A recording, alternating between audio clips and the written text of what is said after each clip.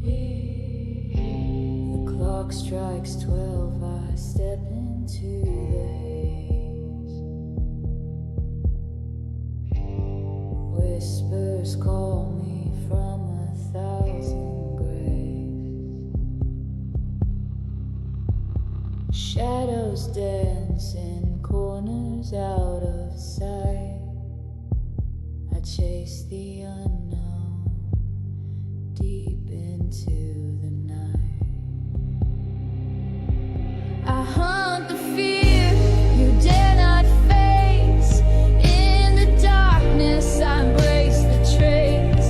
The dead, they speak their secrets shown. Welcome to the bizarre and the unknown.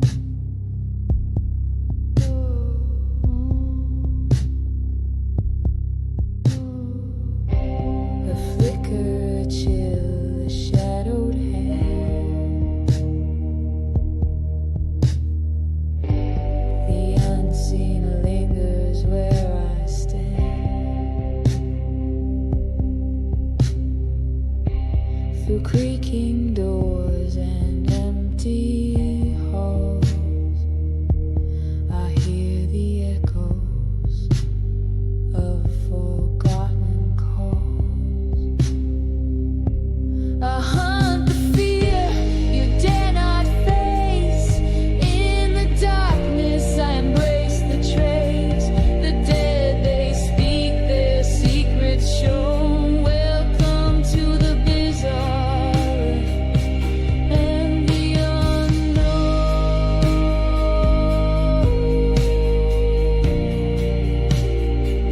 And the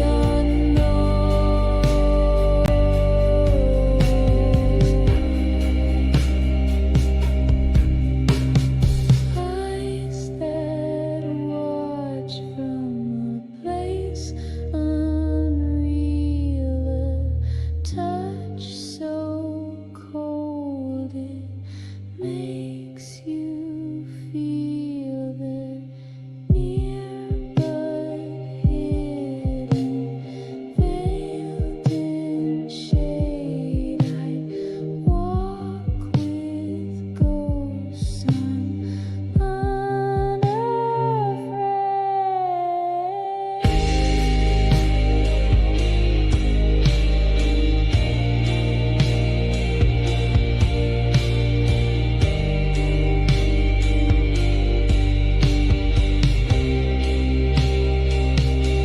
I hunt the fear you dare not face. In the darkness I embrace the trace.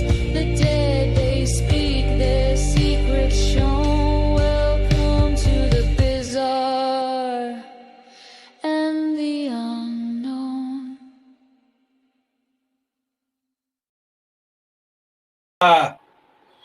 Hey everybody, welcome to another episode of the Bizarre and the Unknown. I have us with today a good brother of mine. His name's Tony. You can call him Saint Loco. He is with One Foot in the Grave Paranormal Investigation Team. Tony, how you doing, my brother? I'm doing well tonight, brother. How are you doing? I'm fair to middling. Fair to middling.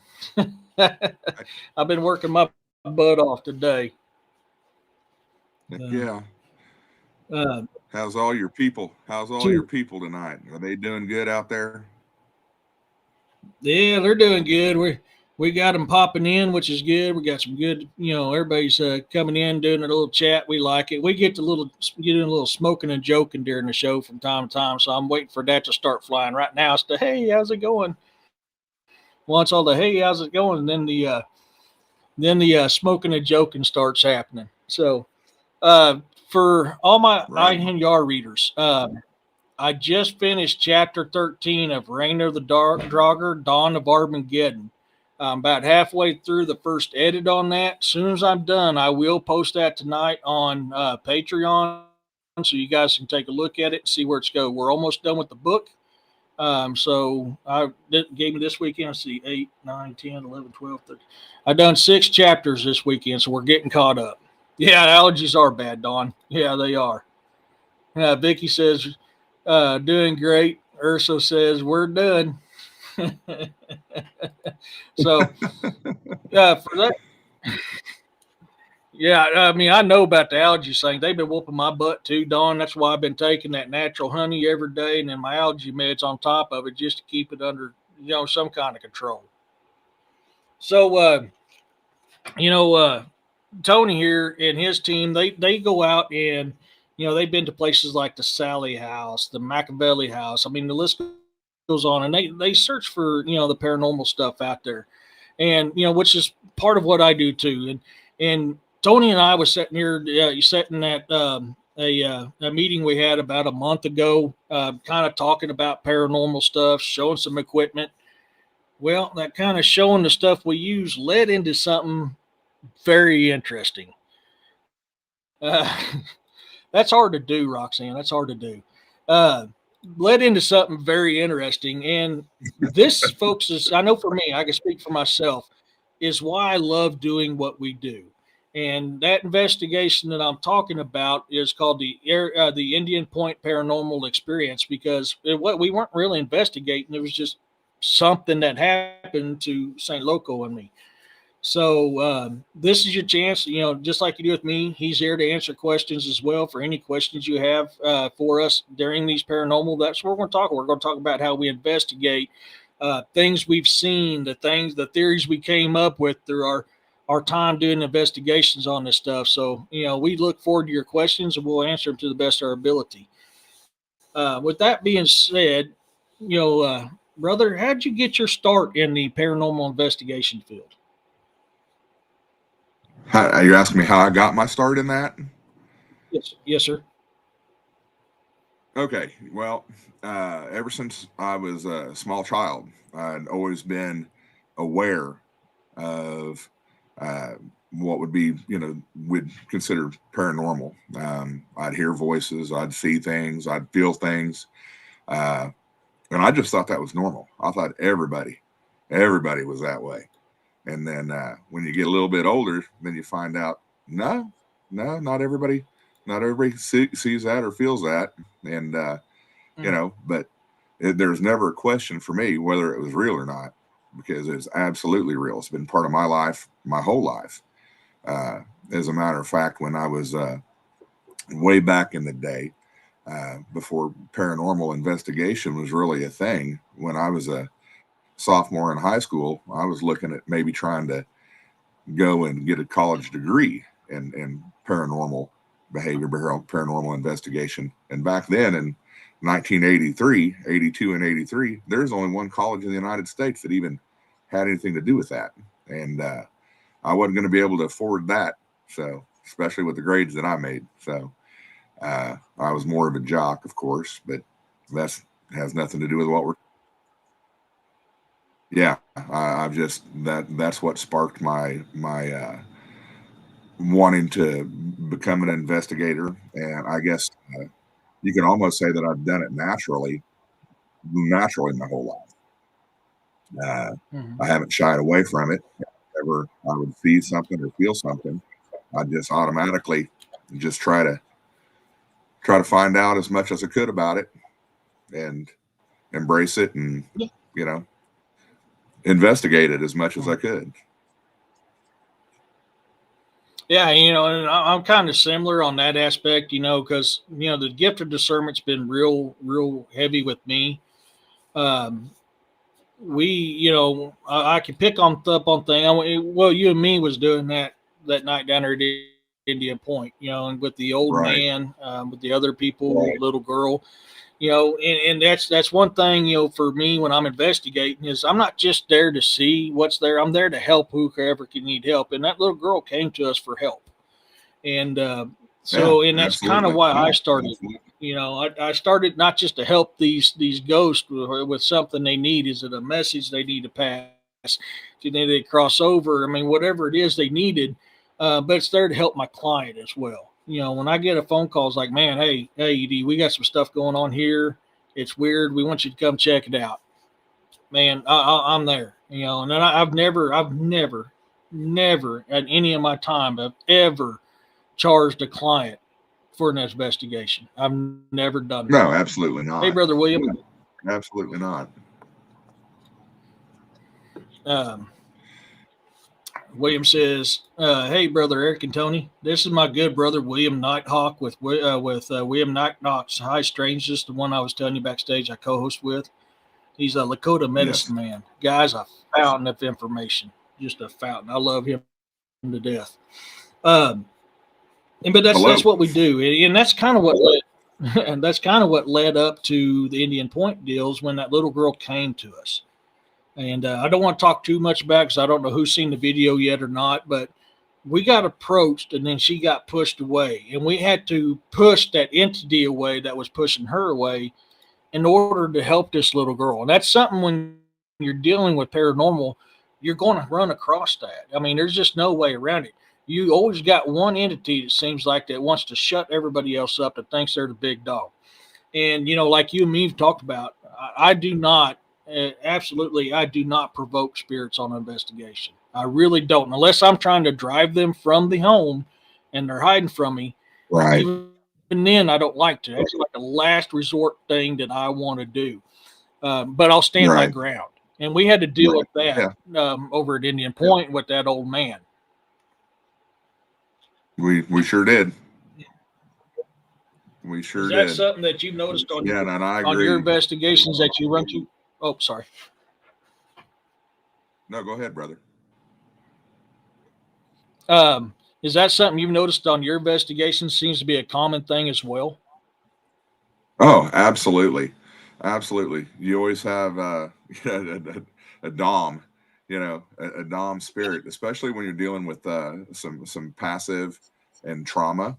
Uh, when kids, ladies, there's always I hate to put it this way because it sounds sexist, but you've always got a dominant entity of some sort, and predominantly it is a male, involved in that. Uh, Sometimes it's you can't really assign a sex to it, but there is a dominant spirit there that wants to try to manipulate the situation and be in control. It's in my opinion, a control thing. You're in their space, you're in their area. Mhm. Well, and like on that instance there, the male was the predominant one, but there was an old lady there too that I think was probably his wife at one time. That was the feeling I was getting from it. But she was kind of back in his place, so to speak. She was like the next in line as far as dominance goes, and that was something we had to deal with quite a bit there. But once we got rid of the male, that's when things really started popping. Right. You got a hierarchy. You do. Yeah. And that's, it's like I've talked about on this show, folks, and I've talked about on William's show and other shows is these people were humans at one time. So they still have that mindset. They really do. And that's one thing you got to keep in mind when you're dealing with the paranormal. They were human at one time. Supernatural is a totally different thing. Paranormal, you're dealing with prior humans. They're still human, just not flesh form. So you got to keep that in mind, and that's when you go into invest. This is how I do it, and we'll see on you here in a second. But I go into it as I know they're human, so I want to talk to them like a human first. And is that kind of what you guys do as well? Oh, absolutely, absolutely. We talk to them kind of like I'm talking to you right now. I know that's one of the things that's probably very disconcerting to people who aren't familiar with doing this type of thing. And whenever you go into somebody's house or an area and you start doing an investigation and they see you talking into thin air, like why, what are you doing? Well, just like you said, they were once human. They are asking for answers. They're asking questions, asking for answers. I don't know if we can say that they've got emotions, but I would assume that they do. And that they have a need, and actually, and being civil, being polite, goes a long ways in these investigations. Saying please and thank you, Oh, show them some respect. yeah.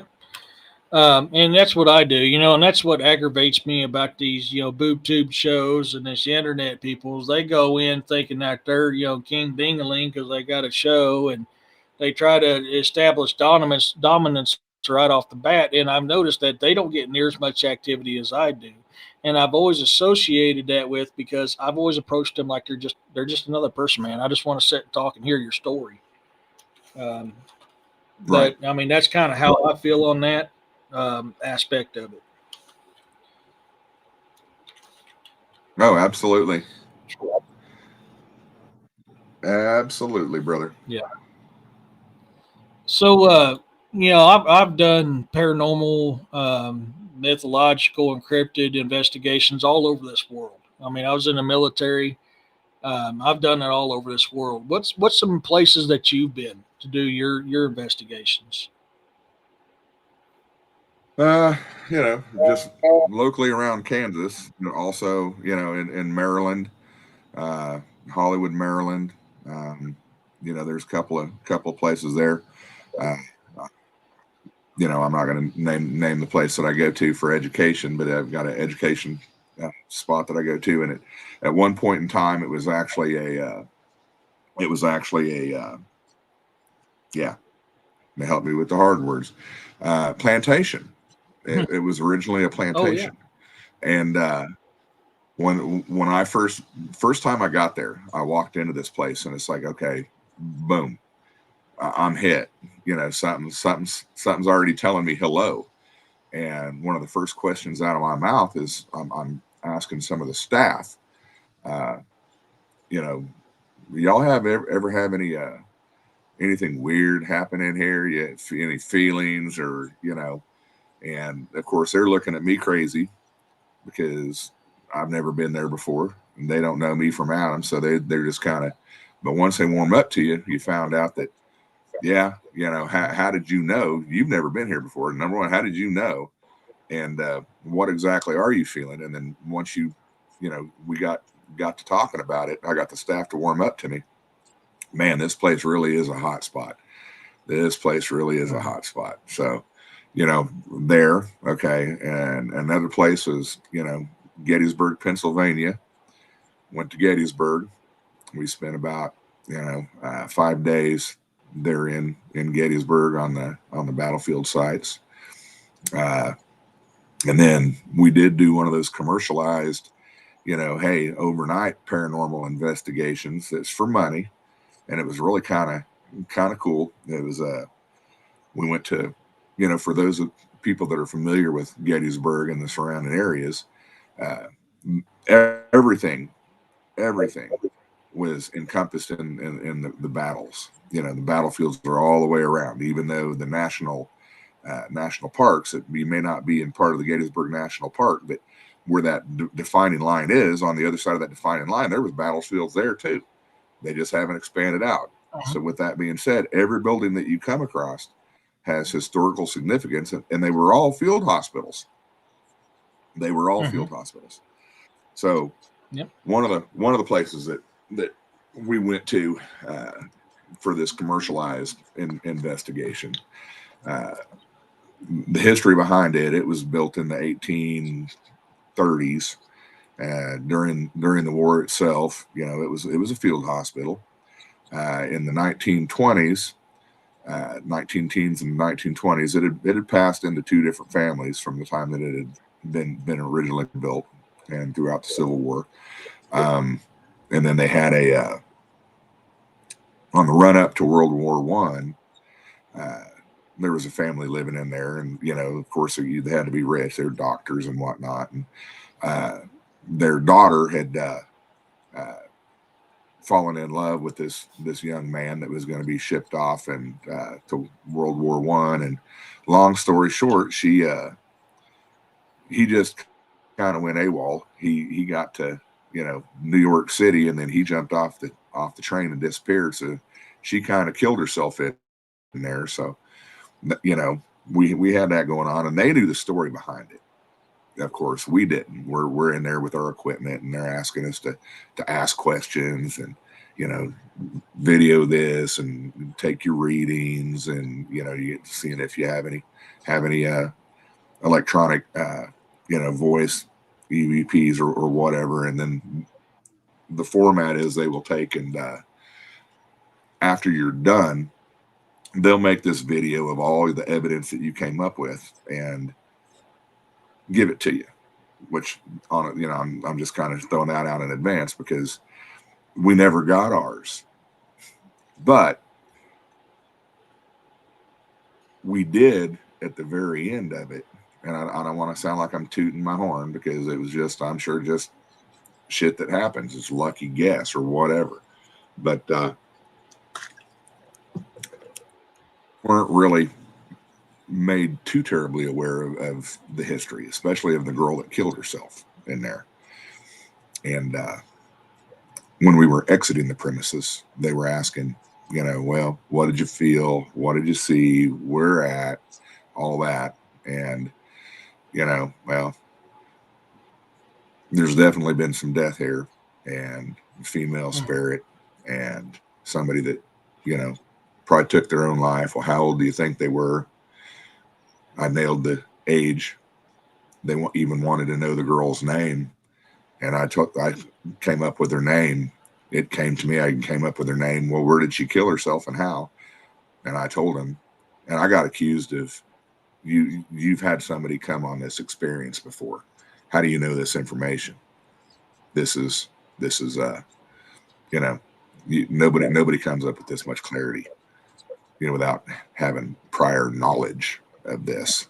So anyway, again, that's a tangent that I got off on. We went to another place there out there that it was kind of interesting. It used to be an old church and schoolhouse, and then outside there, Gettysburg, but there had been it had sat on 100 plus acres, and they had a battle that George Custer was actually part of back when he was with Calvary.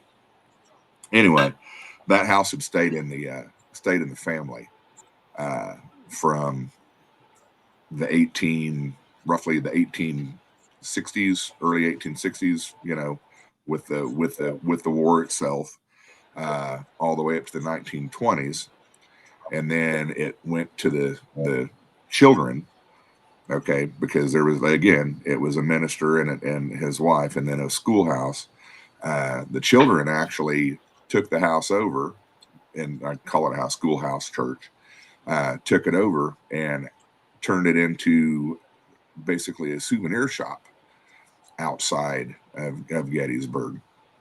And in the 1950s, it shut down, and they moved away. They got old, passed it along to their kids, and the place is still sitting there, pretty much pristine condition, empty, with a lot of battlefield souvenirs that aren't legal to own anymore.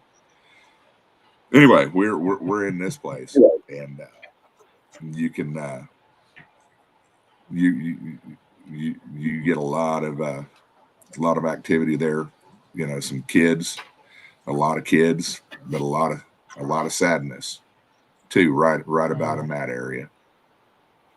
Yep. So, you know, that's, and of course Gettysburg itself. It's just it's just phenomenal.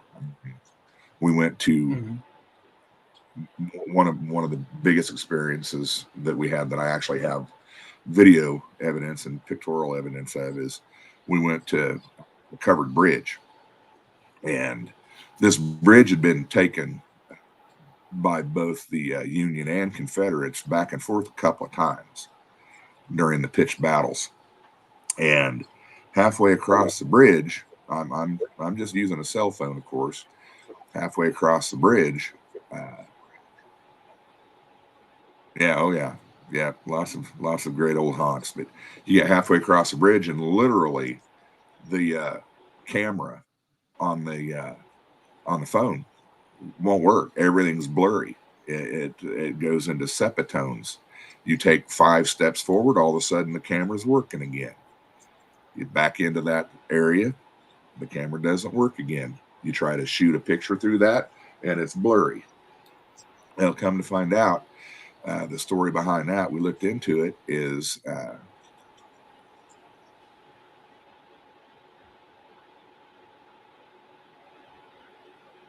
that would be cool. That would be cool. Mm-hmm. One of these days, yes, I will get Yeah. back to Gettysburg. I loved it. I mean, we had so many experiences, but yeah, that bridge. Come to find out, they had literally hung some traitors or deserters, not traitors, deserters, right in the bridge. So, I'm sure that had something to do with it. Uh, you know, we had total catastrophic failure our electronic equipment at times. We'd be in a certain spot, everything would be working great, and then all of a sudden, batteries are gone. Your cell phone would go from 80% down to zero. But Oh yeah. anyway, yeah, I'm just rambling. I apologize. You're fine. That's what we're here for. Vicky had a question I had up earlier. Says when we were talking about the gift of discernment, feeling these things, telling what they are, where they're at, what kind of level they're at. She was like, "Is this something that you acquire, or is it the lift of the veil?" And I'll let you answer first on this one, and then I can answer it after on my side of it after that. I don't, personally, I think everybody has an ability to do that. Now, I think you have to be open uh, to allow yourself to feel it. I think it's kind of like an itch, and you might feel it, but uh, you want to be, you just want to be, have common sense, and it's not logical. So I'm just going to ignore it, or I'm just going to suppress it. Now, personally, I think you're born with it. Some people are born with it more than others. Uh, I think I do have Native American ancestry, and I think that probably has something to do with it itself. I truly do. I think everybody probably has some, but I think the indigenous native peoples, they're a lot more in tune to it. Uh, my mother, you know, was that way. My grandmother is the same way. My grandfather a little bit. Uh, so yeah, I believe you're born with it, but at the same time, everybody has a little bit, and can you learn to open up? In my opinion, yes, you can. Mm-hmm. And I'm kind of the same way. You can even find it in scripture. We're all there's one gift that Yahuwah gave us was the gift of discernment. It's just as a kid you're more in tune to it. Us as parents like, oh, you didn't see nothing, shut up and go to bed. No, they probably did. They Right. they may not always, but there's a lot of times they probably did see something. But as you get older, you're brainwashed into thinking this is not real, and that's where I think a lot of us lose it. For me, it's probably if you got the right mindset, the right frequency in your body, you're not negative, you're more positive. You're probably going to be more in tune to it than the others. Other than that, it's just practice. Practice will help you get to it too. And for a long time, I thought it was a curse, and that's what I went around thinking this was a curse. It wasn't until Pastor Joe taught me that it wasn't a curse; it was a gift, and he kind of showed me how to use it. So I mean, you can be taught. We all got it. You can be taught how to use it. It's just some people are more acceptable than others. Absolutely. I agree with you, brother. Concur 100%. Heck yeah. William's got a question. He What says, is Tony, what's your best evidence you've ever collected? okay? Well, and here we go. I don't know how many people know anything about Sally House. Yeah, I was just the kind of Sally acknowledging their House. deal. Right. We love Uh, Gettysburg. yeah. But we went to the Sally House, and it's in Kansas, and it's known to be one of the I apologize. I'm trying to. This is new to me, and I'm trying to read as Oh, we're yeah. If it's important, I'll let you it's know. I kind of bring this up when right, people's right, talking about it. Yeah. right. So the questions I'll Okay, leave up longer than I will just. the Sally House is in Atchison, Kansas, and it is infamous. Okay, for paranormal activity. There's a lot of myth about the Sally House, what actually took place in the Sally House, and what is real and what is not. To this day, I'm not sure I know completely. Here's a brief synopsis. The Sally House in Atchison, Kansas, was born or was created and lived in by a doctor. Okay, and somewhere, you know, the turn of the century, 1900s, there was again a doctor living there, and during the middle of a bad storm, a mother comes knocking on the door in the middle of the night and has this little 8-year-old girl, 10-year-old girl named Sally. And she is suffering from appendicitis. Story goes that the doctor recognized it as appendicitis and decided that the appendix needed to be removed immediately.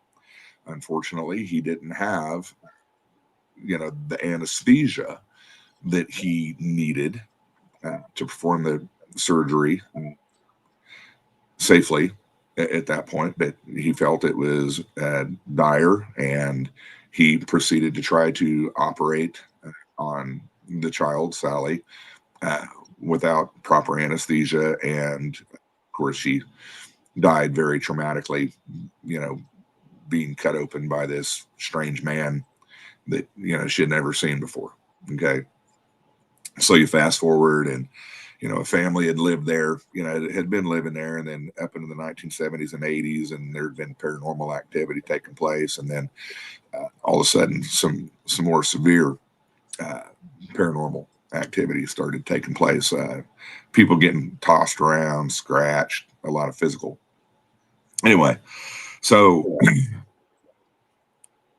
me and my organization, or their organization, and I, we went to the Sally House, and with my experience with paranormal investigation, I got, there's been a couple of times in my life I've been pretty cocky about things, thinking that I know more, or can do more, or can handle more, than than I probably should. And as far as evidence, uh, we got there at 3 o'clock in the afternoon. About 3 o'clock in the morning, we had six of us. Okay, four people were actually seven of us. Four people were actually upstairs asleep and trying to sleep in some of the rooms. Okay, um, and we're three of us are downstairs sitting in the living room, and it seems like it's just dead. I'm not feeling anything anymore. It's like almost like the house went to sleep, because it had been fairly hot, fairly active. Actually too much so. There was too much activity that would almost make you think that, yeah, okay. Even myself, I'm trying to come up with logical excuses as to why this door keeps opening and closing, or why is this turning off and on, or why, because there's just so much activity that was going on. And again, when it got this late, it was almost like it just went dead. There was nothing. So I pull out my cell phone, just joking, and I hit record, and I start panning around the room. And as I'm panning around the room, I pan from, kind of had my phone up, I'll just had my phone up, and I'm just doing this and kind of going around, and then I even look at it and say, hamming it up at the Sally house. Okay. Mm-hmm. I didn't look at that. We didn't debrief,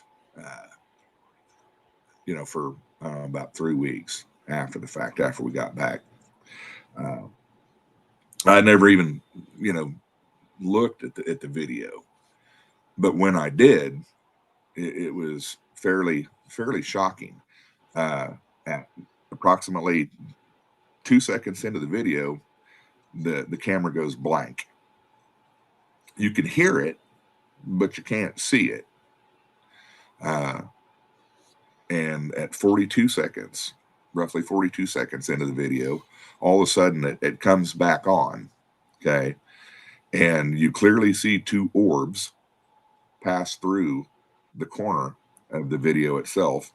And as I'm passing it back through the dining room towards the kitchen, back to the living room, and then back to myself, where I make the comment, hamming it up at the Sally house, you actually can see two eyes and something in the kitchen looking out at us. And, it still gives you, Sally reaching out and touching me That was right a good now. video. I mean, yeah. So yeah, that was that's the most documented evidence that I have. There was absolutely no, I mean, it was empirical proof right there. That was a really, really good capture you had. I remember you showing me it there at Indian Point. Wow. Right. I mean, it was just clear as day right there, man. Oh, yeah. I remember that video. That was a good video. Yeah. You answered part of this next question. You goes, Brother William want to know what's the creepiest and most haunted location you ever been, top three, which you just answered one of them. Yeah. Sally House. Sally House is going to be probably the top. Absolutely. The most haunted, the most active that I've ever been to. Um, the second place, I would have to say, well, there's a farmhouse, an old abandoned farmhouse outside of this little town that I'm from, Winfield, Kansas. That there's a lot of activity, there too. I mean, even people that don't believe or don't, they walk into it and the hairs will stand up on the back of their neck and whatnot. And I'd have to say the third place, man, that's going to be a toughie. That's going to be a hard one. I'd have to go back to Atchison. There's actually, and if you're familiar with Atchison, the town has got some gorgeous houses, Victorian style houses. And there's an Odd arts. feelings to it too. Pardon? Odd feeling to that town too. Yeah. Oh yeah. There's a mansion that used to be owned by a lumber baron, and there's so much ornate woodwork and whatnot, and but we went there after the Sally house the next day, really just to see the artwork. We weren't really looking for paranormal, but paranormal found us when we went into it. But I will say, for myself, for Mr. Nighthawk, every place is their spirits everywhere. And for instance, the room that I'm in right here, we just my group just conducted an investigation about a month ago of my house, and my house was built in 1973, and but we got some very interesting readings just right in this room. So it's It's everywhere. Mhm. Heck yeah. Bounty had one for you. He says, "What?" She goes, "What is an experience you wish you have caught on evidence of? You know, something you've had that you wish you'd gotten evidence of." Okay. Again, back when I was, goes back to thinking that I and probably know more and can do more than I really should have even been messing with and trying.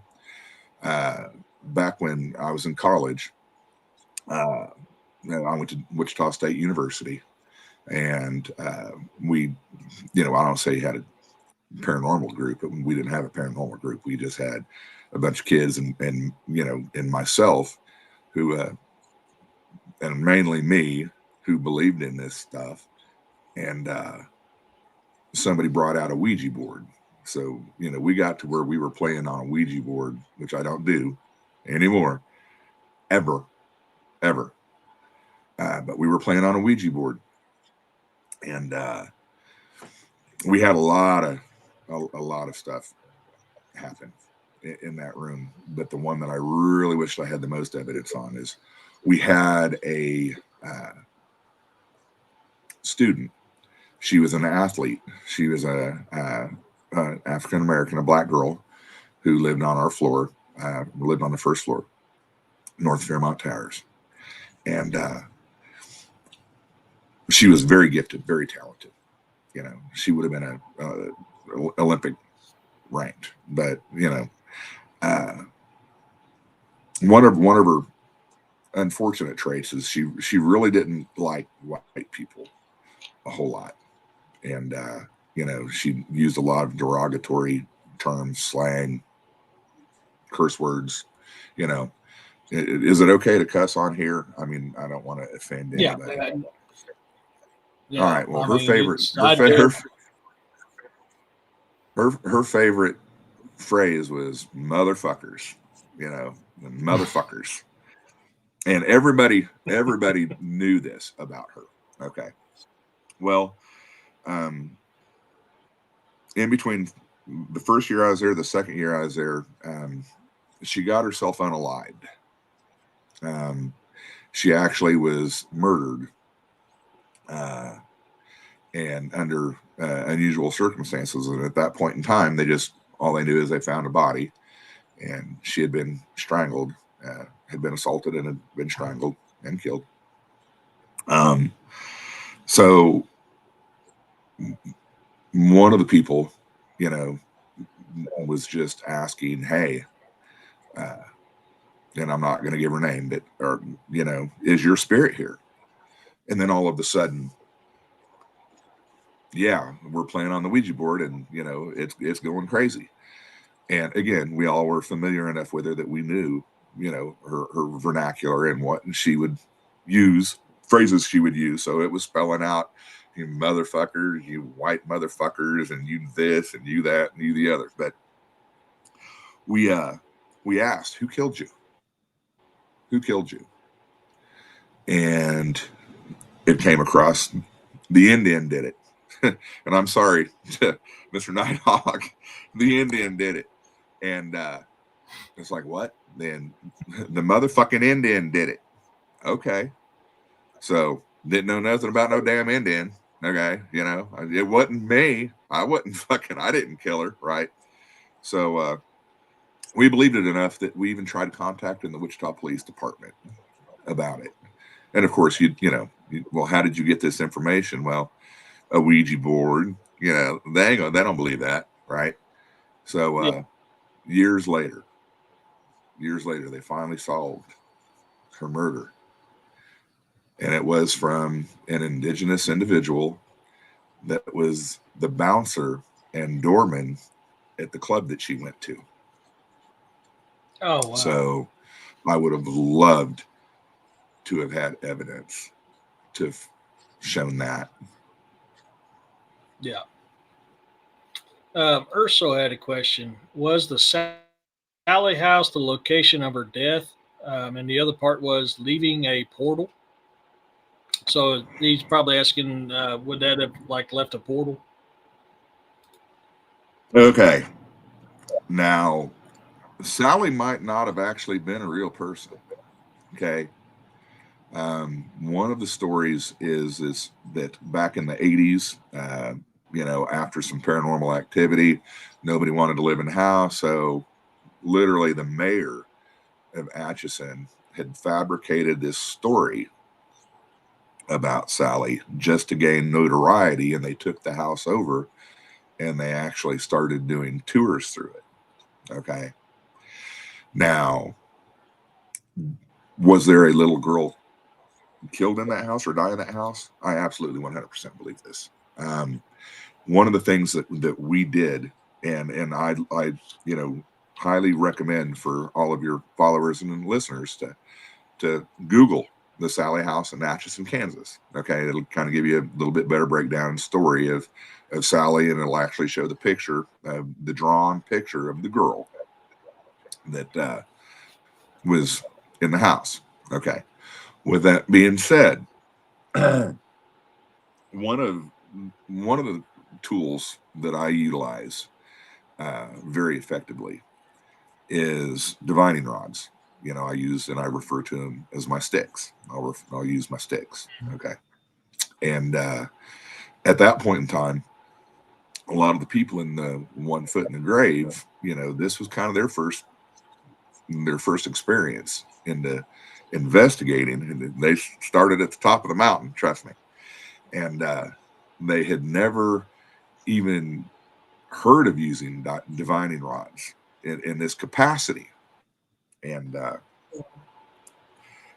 it's kind of a unique situation. I was pissed about it to begin with. I'm not gonna lie, I was pissed because I brought them, and we had been waiting on one of the couples to show up, and we had already done an initial walkthrough. We had been there for about 2.5 hours. I hadn't broke my sticks out, and I'd left specific instructions that nobody messes with these sticks, uh, and until I get back, because I want to do it in a certain fashion.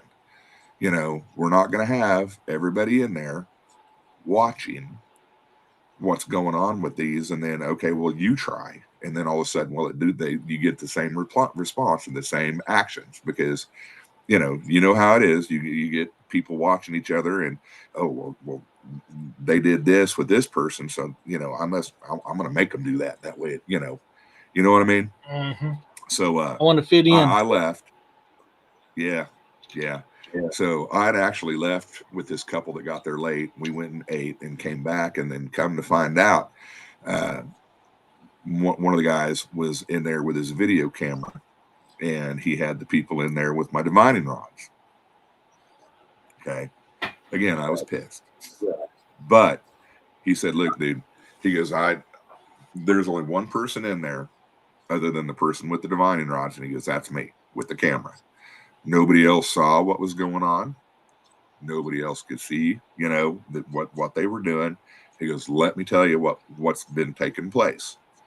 And when this question is asked, then I'm getting these reactions, from the divining rods. And I'm not holding the divining rods, and they all are." So I was like, okay, So I get the divining rods and I start going through the house. And one of the questions that I asked is, did a little girl die in this house? Please cross the rods for yes. And, if not, then no. Well, they crossed automatically. So I asked, can you point? Was it in this room? And they crossed yes. Can you point where you died? The divining rods immediately went to a certain area. So I did went to a different part of the room and asked the same question, to where the rods would have had to have pointed a different direction to get to that area, and that's exactly where they pointed.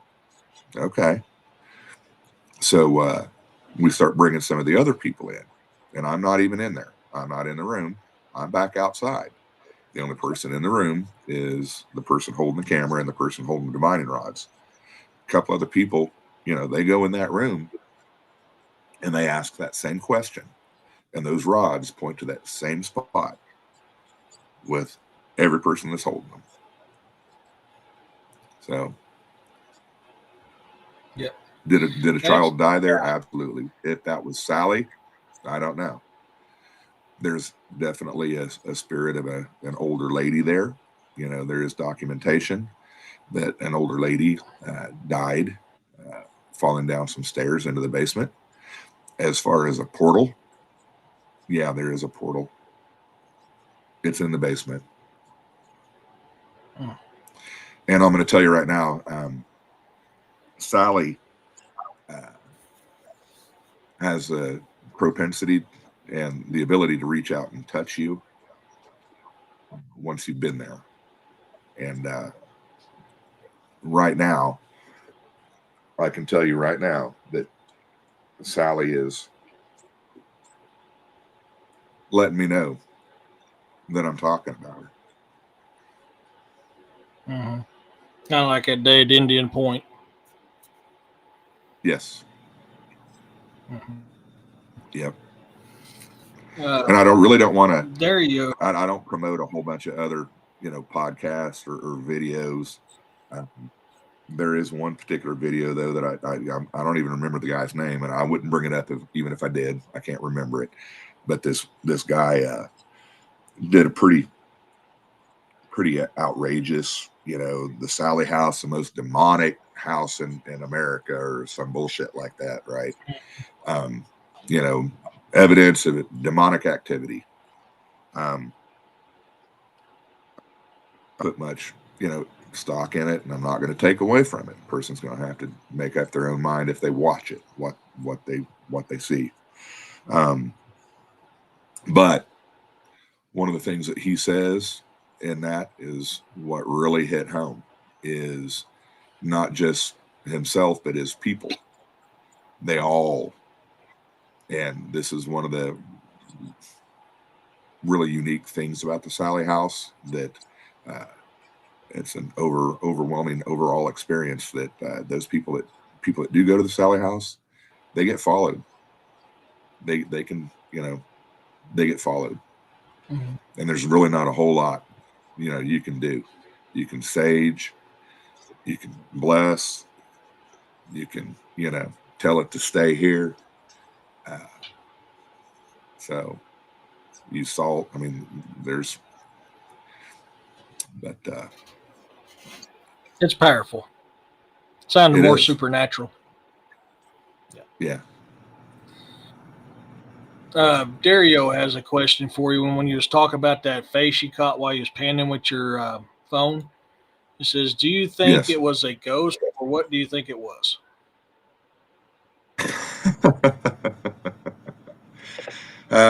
No, I don't think it was a ghost. I don't think so either, because that thing gave one of the most creepiest vibes you can get when you look at folks. I've seen the video, so I mean I can speak from experience, and I just seen the video, and I can tell you that thing put off one hell of a creepy vibe. Yeah. Yeah. Oh, I'm Yes. sorry. I thought you was getting ready to speak. Yeah, the white No, farmhouse. I actually was, but it's a white farmhouse, and I said, yeah, it's a white house. Yeah. Um, William said his would be the haunted amusement park in Logan County, West Virginia. The Sally House and the penitentiary in West Virginia was like his three top creepiest and most haunted places he's been. So he's been to the Sally House.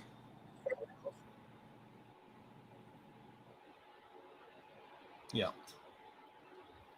Pretty good. Yeah. So, William, did you have can you relay some of what you felt, and then did you have any residual feelings of anything after you left? See if he's already replied. I've got a lot of comments I'm trying to get caught up on. Okay. Right on, brother. Yeah. I go through all the comments and then I'll come back to a question when it is. But I understand you're not used to it, so that's why I'm kind of doing it a little bit different on this show. Sorry Okay, about that, brother. No, you're good, bro. That's no problem at all. That's not a problem at all. Um, he hasn't said anything yet, so while I'm waiting on him, I think there was another question. Get back up to it. When he was talking about the Indian, sure, we get blamed for just like Boston Tea Party.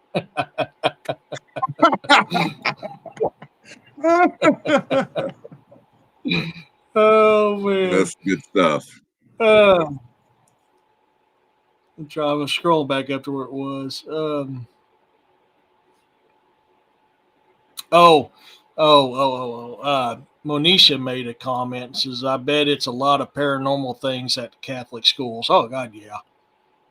Yeah, Oh yeah. I would say probably. Let's see Yeah. here. Make sure I didn't cross or miss one here. I'm going to pop that up because that's a plug for my books. While I'm still scrolling. Poor man's haunting equipment. Yeah. Oh, hey, take it easy, Kim, my dad. If you're listening, thanks for popping in, buddy. I know you got a busy weekend working at ER. Uh, there you go. Urso had a comment. It said, it's like the grudge in Japan, the Jew. Once you are stained, it will follow you across the globe if it has to. Well, I agree. Yeah. Yep. Uh, and again, I don't want to, plug, uh, other podcasts or videos or whatnot, but one of the things that was said on this video was that this person truly believed that even if just by watching this video, you may be opening yourself up for, something to maybe kind of reach out and say hello to you. I would have laughed at that concept until my experience. I had some of my friends that I work with, just by sitting around talking about it shortly after the experiences took place. They started, and they're not necessarily believers, but they're also not extremely hardcore believers. They're just kind of neutral on it. They're no longer neutral on it. They flat out said, "Oh, you can go ahead." I was just getting that up and "Okay, ready, bro. I'm reading this because this is interesting." Okay, walked it like dream walking. Okay, I have something for this. Okay, so they started experiencing some things at their house, and individually they both said, "Look, don't ever bring that up anymore around us," because after talking to us, and for a couple of hours we were all sitting around in a group talking about it. They had some experiences, and they said, yeah, we don't. It's following us, and we didn't even go there, like a dumbass.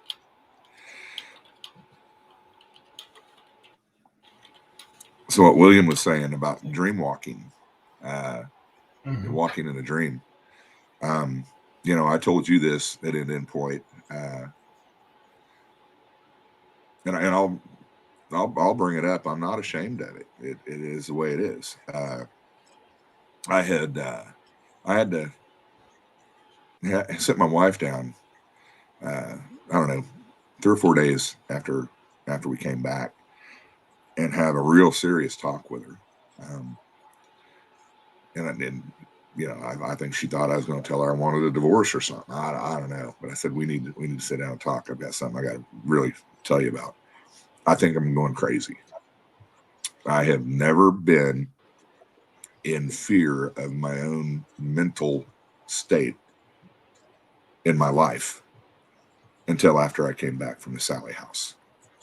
almost immediately after leaving the Sally house, I would have not just dreams when I was asleep, but daydream type of things where I was actually having what felt like flashes of memory that was not mine. I was Huh. I was feeling things and remembering things that I did not experience. They weren't mine. They were somebody's, but they weren't mine. And the crazy thing about it is like no matter how hard you tried to grasp on to that thought and that memory, you knew in the moment that this memory isn't mine. I'm remembering something that happened that was not me, that's not mine. You need to remember it. But once your mind moves on, then it slips away. You can't remember what you just thought you remembered, but the emotion is there. And the frequency of that would take place probably, I don't know, every 10, 15, 20 seconds for about the first week and a half of coming back from the Sally house. And it took probably 2 to 3 months before it stopped completely. Now, it became more and more infrequent. And a lot of the times it was only when I was asleep or in that moment, right before sleep or right when you're waking up. But it made me question my own sanity. Yeah. I'll get you on that. We got Dario here. He's apologizing about his English. If I remember right, Dario's from Italy, but you're fine, man. How he wrote this came out, and I know exactly what he's saying. He goes, Tony, are you scared when you go on paranormal investigations? I would be a fool to say that I wasn't scared, um, apprehensive, scared, on edge. Am I scared for my physical well-being? No, I'm not scared for my physical well-being. But when you're surrounded by residual energies of that area, and then you're also being hit with the trauma that these ghosts some of these ghosts have actually experienced them themselves, you feel that. You can feel the terror, you can feel the emotion. And so yes, am I scared at times in these investigations? Absolutely. Absolutely. Am I Thanks for scared reminding enough? me, William. Oh, sorry. Go ahead. No, I was just going to say, but am I scared enough to not do it or to leave? No, no, because like you said, there are things that need to be done, said, found, remembered, and helped. Um, William reminded me it's the top of the hour, so we're going to play Roxanne. If you're in the chat still, can you pop up Dark Angel Medical? If you need to take a break real quick while I plug in Dark Angel Medical, we're take that time. So there we go, folks.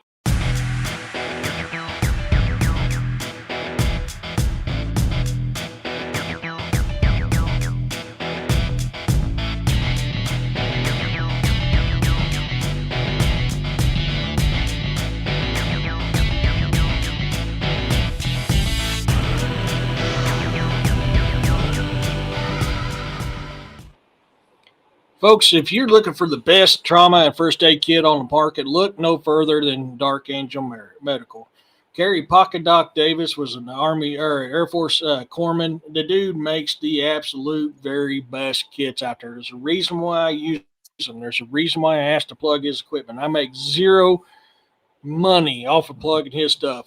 That's how much I recommend his equipment. In fact, when we was talking about Indian Point, I had one of his kits out there. It's our first aid kit while we was there. That's how much I believe in his product.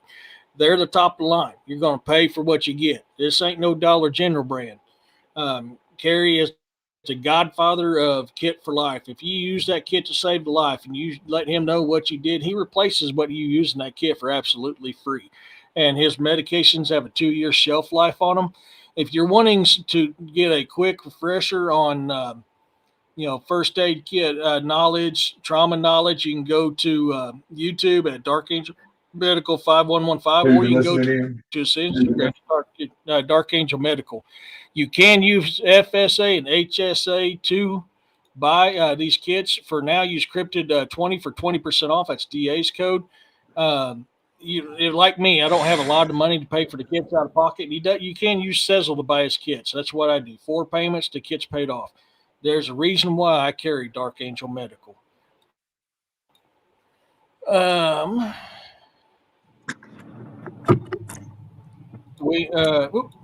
Yep, hang on. My finger twitched on me. William says, fear is what I don't do and never do because of my parents and encounters with everything. They feed off of your fear. And that's something that me and William talk about quite often on that. Because they do, especially on the supernatural side, more so the demonic. They feed off of that fear, but there's a lot of supernatural stuff that feed off that fear as well. And a little background on William's family and himself was a part of some dark magic with the Native American side. So he's got some really good knowledge when it comes to that side of it.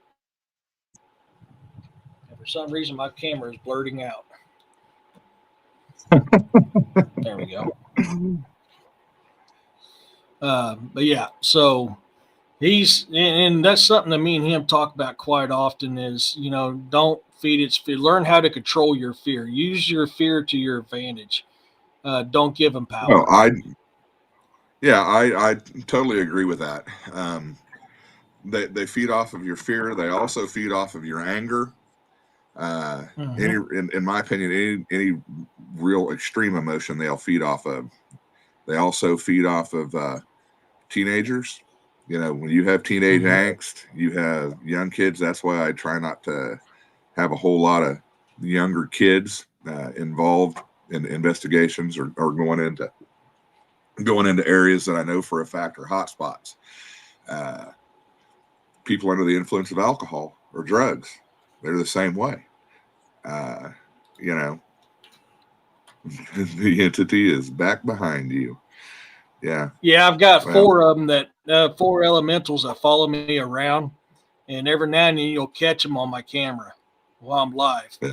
I've actually was live with William one day on I can't remember, I think it was a Friday night show we was doing together, and I literally got attacked by a negative entity coming from my dining room right over here into my office, and literally on live I had to fight that thing because I didn't think about shutting my camera and mic off. It was just, oh crap, I'm being attacked, and I fought against it.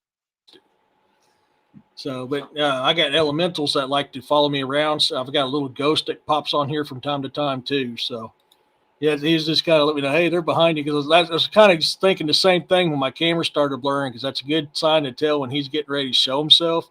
Most of the time they're right here. Sometimes they're right here, and sometimes I see him kind of do this number around me. My camera will act up. Well, I was thinking that Sally was letting us know that she's still around too, but we've all got our things, brother. Like I said, it. Yep. Yeah. Off my left Right. side. Yeah. So it's this typical spot back over here, like I was pointing at. I don't know what it is, but that's where he loves to come every single time. I think he just comes in, see what we're doing, and say hi to everybody. That's the way I look at it. And, I'm always blessed when they come and visit me, because that's really an honor. Absolutely.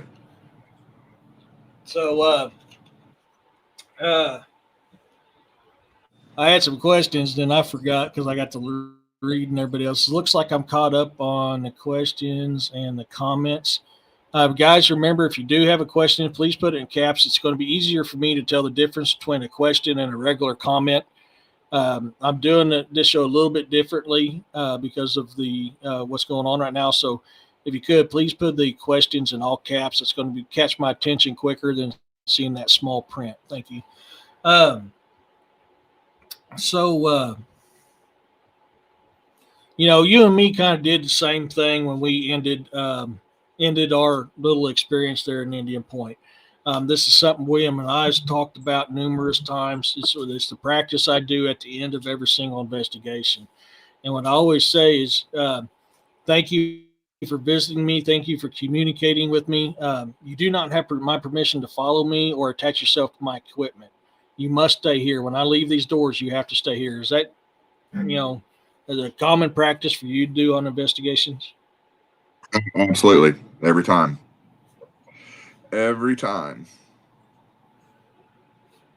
Heck yeah. And that, to me, I And mean, that's we like will very say, important. yeah, yeah, we do that. We let them know that, basically no hard feelings, but you have to stay here. You can't follow us. And, we appreciate you interacting with us. And, uh, but we'll sage off, you know, that wasn't a Yeah. practice that I had done, you know, all the time until, my life changed. You know, this is not paranormal, but this give you an idea of things that happens when we're out there. And this is going. I want to lead off of the question first to get to what I'm kind of talking about. I've had cases where I've went in, and I usually like to do a initial investigation first to try to get kind of a feel of the place, give me a rough idea by feeling of where I want to place my equipment up to try to get the best evidence capture I can. And I've went into places thinking that this is paranormal because that's what it felt like. The energy level was low. You could feel a little negativity. It wasn't high. And then I'll place my equipment. I come in, start the investigation, and all of a sudden that thing turns from paranormal to an evil entity, supernatural entity. Have you ever ran into that in one of your investigations? Uh, Other than again, the obvious, the Sally House. Yeah, Yeah. there's been a couple. There has been a couple that it started out as just an investigation, and then you could the air, literally you could feel the air change, and it went to a hostile to evil. Oh yeah, yeah. There's a place in place here in town that we kind of went into, and it was a old movie theater, and we went from having some really some very very meanable experiences with some uh, spirits to definitely a negative, very negative. And I think I even brought this up to you, at Indian Point. We had an experience there at WSU again, uh, Mhm. when we were playing with the Ouija board. We did run across a little boy that you know his name was Garrett, and he hated his mama. Hate mama. Kill mama, hate mama, kill mama. Uh, and I don't know if you run across this. I know we kind of may have touched on it, but and your people, this might be a new concept for your people. And I didn't know how I felt about it to begin with, but it is what it is. You know, uh, Even spirits can be manipulated by malevolent forces and or demonic activity, Yeah. because I truly Yeah. believe that Garrett did not realize that he was being manipulated by a demonic entity.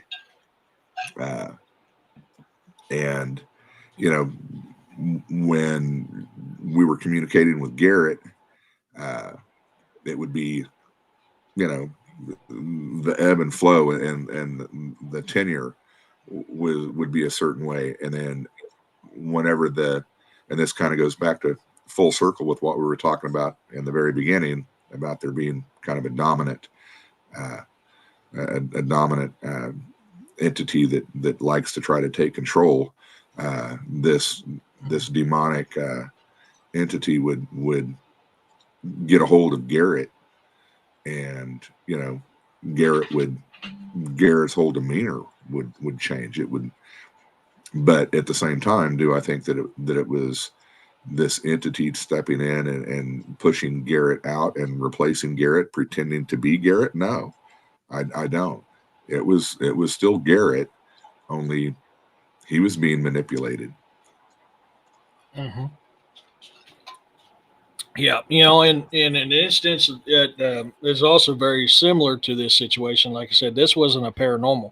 I was actually doing an initial investigation on a werewolf investigation that I'm on, and then it's on my live, and some of the people were they on that live when I was doing it, and even William could feel this right through the phone. I mean, but I had something from the very moment I stepped foot out of my truck into, yeah, I was at the location of the very first sighting of this thing, and I kept getting a pull to my left, which was west of in west to the direction of the west, and it was old, it was ancient, and it was powerful, and this is part of this gift of discernment. You know that if you follow this, bad things is going to happen to you.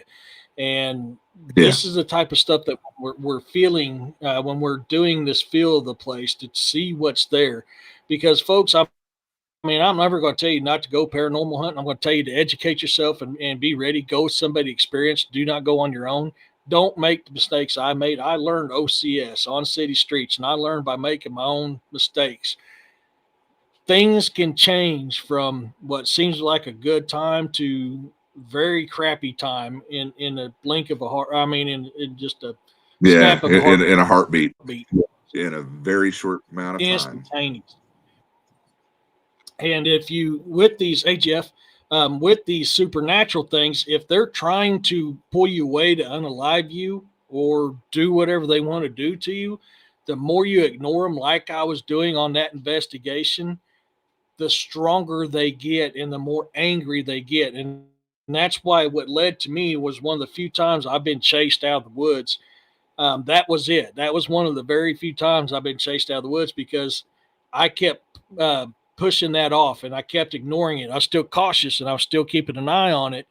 Um, but I was not doing what it wanted to. And it got to the point where it was about to come after me and be extremely violent. And that's when you see me rush, get my equipment, put it up, and get the hell out of there.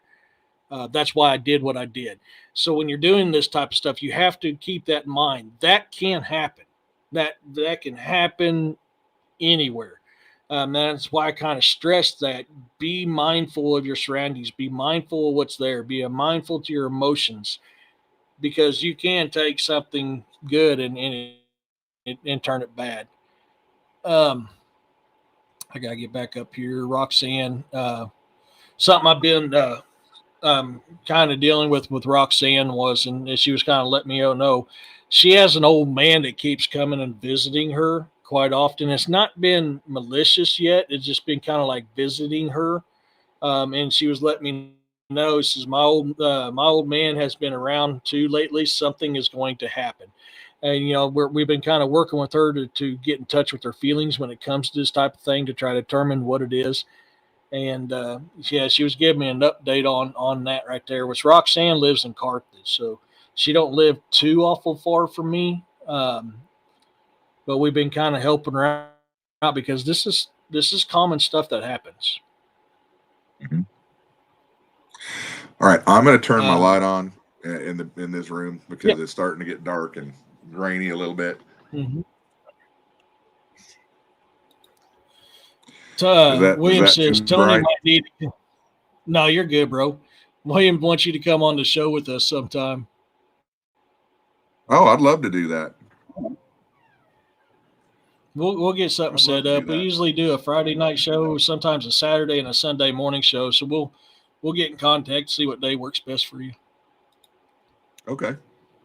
Uh, Yeah, that'd be fine. Roxanne said my cousin lives in St. Joe, which is where I'm from. I'm from St.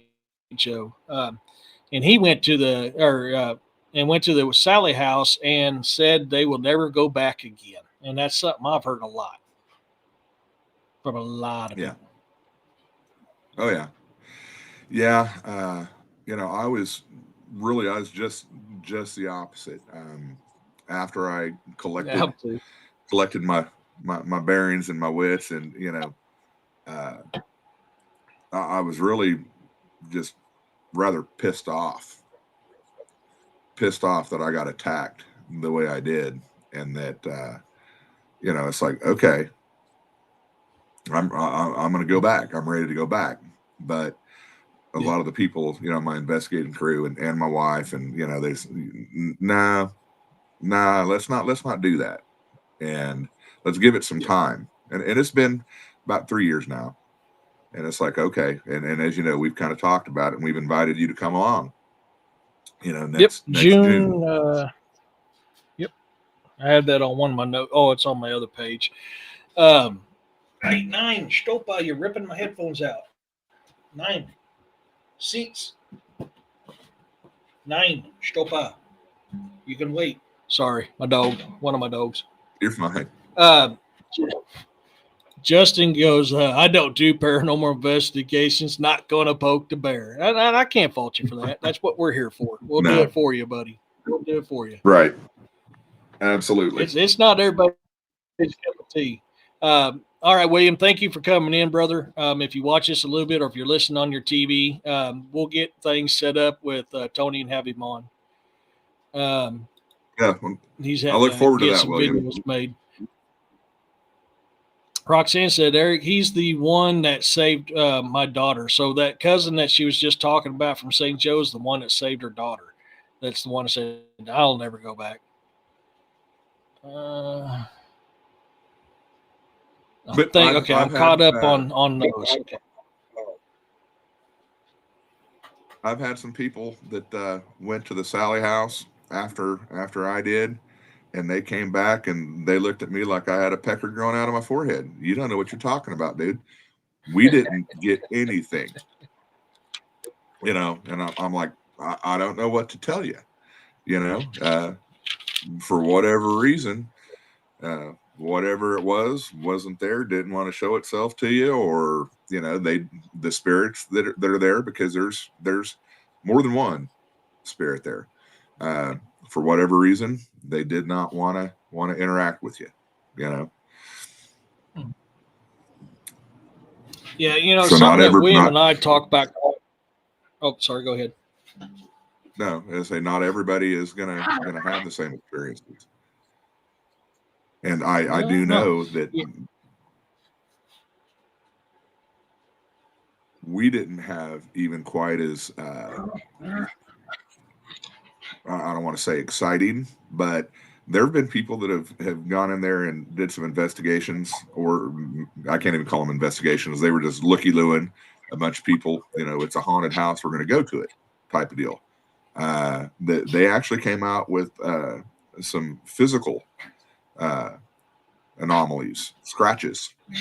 When they were in the basement and they went into what they refer to as the hole. Uh, Actually physically got scratched, uh, and they left immediately. They were like, yeah, this is just a little bit too real. So we didn't experience that. Nobody got pushed down the stairs. Nobody got scratched. Uh, Thanks for reminding me, Roxanne. I remember that now you said it. I was wrong. It was the old man that visits her that's the one that saved her daughter when she was little.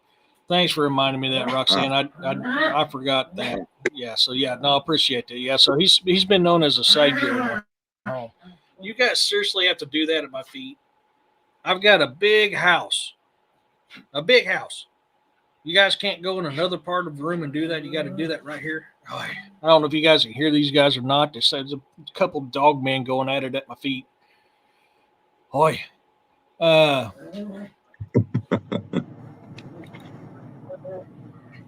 Bounty says, I do trust the four. Yes, they have been around since I was little.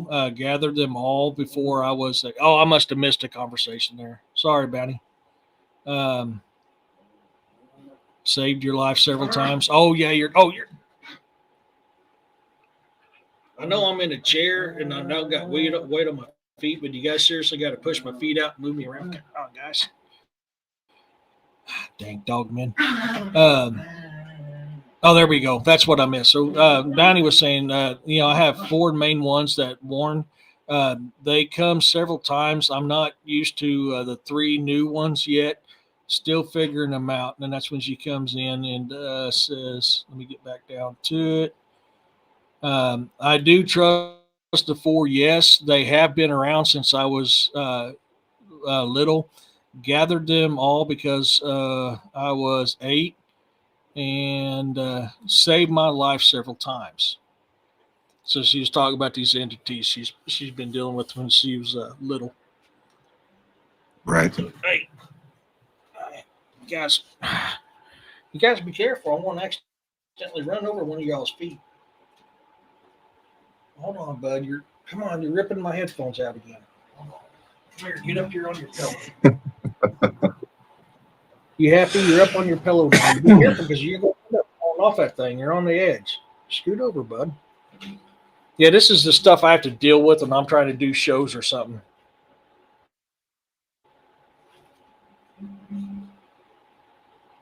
And then my other one's down here. He's too big to be up. No, they were doing that the other day, Jeff. Oh my, Boar. Yeah, Boar was bad. Oh my God, because he lays here at my feet when I'm trying to work, and all of a sudden, right up my nostrils and violates me. Something that William and I talk about quite frequently is, and this is something that civilization has also forgotten too. Civilizations are built on the dust of bones of previous civilizations. And this, to me, is one of the reasons why I personally think that when we go into a place thinking it's one, you're generally 9 times out of 10, you're dealing with more than one entity. And that's because you got a whole history of unaliving going on in them areas, which can lead to that. Or something is in that area that was brought there, or they were tied to at one point in time, which is another reason why you're going to have more than one. But I think this, for me, just about every single investigation I've ever been on, it's the same thing. I'm dealing with the bare minimum of at least 4 entities. Generally, it's in words about 20 or 30. Yeah, upwards. Can be upwards. Yeah, and the way I look at it is, like you just said, we've got a lot of history, and it's just layers upon layers upon layers. And if you think of time as a sheet of paper, there are a lot of sheets of paper stacked up on top of each other. You can have one sheet of paper stacked on your desk, or you can have 150 sheets of paper, but they're all still on your desk. They were on your desk. Yeah. Roxanne's got a question, which you don't have to give your exact location away if you don't, but she wants to know, do you live in Kansas City? No, I do not.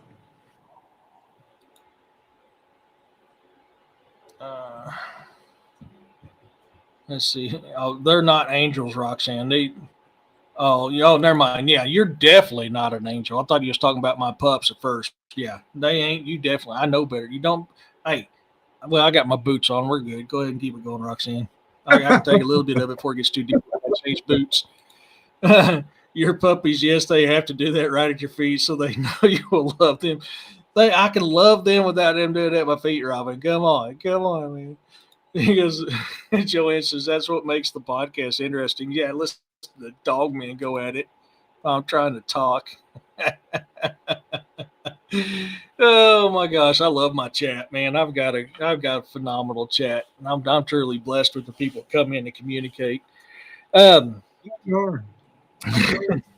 Hey, Roxanne, I just for you.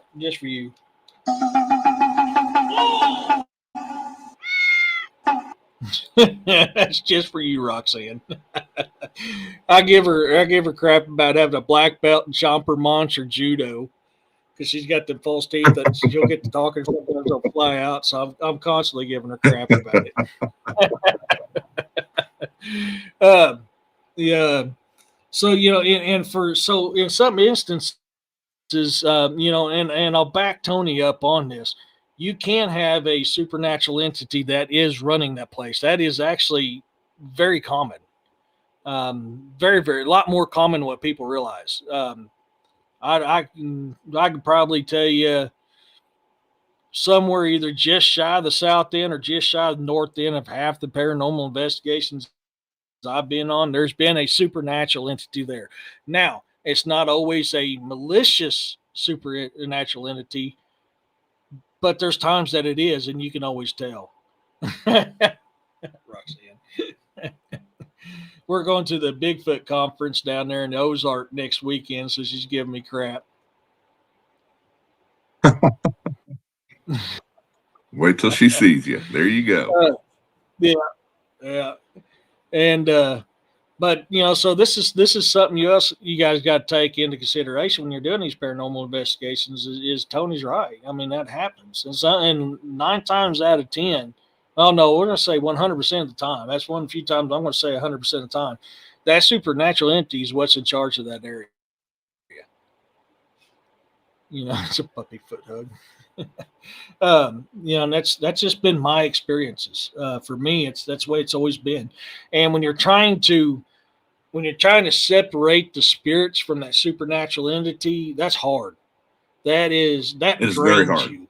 I mean, It's very hard. it's you that is when I come away from investigation that's dealing with something like that, and I'm trying to get them separated from that supernatural entity, and depending on how strong that supernatural entity is too also plays into this. I go away physically and mentally tired because it just takes every bit of your energy to separate them, to help these people out. And it's not like Indian Point. Indian Point was just had a old man that was the dominant there. Does it use a little bit of energy? Yeah, you feel a little bit of a drag after dealing with, having to do what we did. It was nice having Tony there with me, so it wasn't just me doing it as usual. He was able to assist on that and getting him separated from the other ones that wanted to talk, that wanted our help. But when you're doing it by yourself, man, it takes it out of you. It really does. But paranormal is easier to do than supernatural. Supernatural, you're going to be able to succeed and be extremely tired when you're done, or you're not going to succeed at all. It really depends on their level. Yep. Yeah. Good to see you, Freaky. So Freaky is our jester in here. So he's getting a kick out of your guys' paranormal team's name. He goes, why would one put one foot in the grave? Freaky's our jester. Because some people like sucking gravy off of toes, brother.